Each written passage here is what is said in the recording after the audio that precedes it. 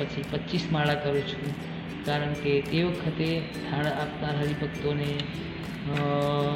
મોંઘવારી નથી, થોડી ઓછી મોંઘવારી હતી, એટલે એ પ્રમાણે 11 માળા કરતો. અત્યારે મોંઘવારી વધી છે તો હું અત્યારે એમના માટે 25 માળા કરું છું. આ માળા છે બરાબર. તો 25 માળા રોજ કરવી એવો નિયમ છે.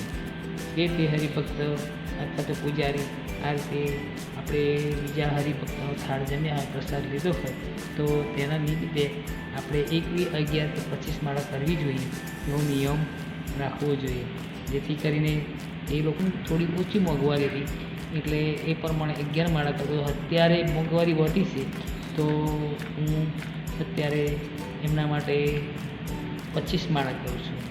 આ માળા છે બરાબર. તો 25 માળા રોજ કરવી એવો નિયમ છે. જે તે હરિભક્ત અથવા તો પૂજારી આ રીતે આપણે બીજા હરિભક્તનો થાળ જમ્યા હોય, પ્રસાદ લીધો હોય તો તેના નિમિત્તે આપણે 1, 11 કે 25 માળા કરવી જોઈએ એવો નિયમ રાખવો જોઈએ, જેથી કરીને એ લોકો પણ તને મને ધને સુખ્યા થાય અને આપણી પર પણ ઠાકોરજી રાજી થાય.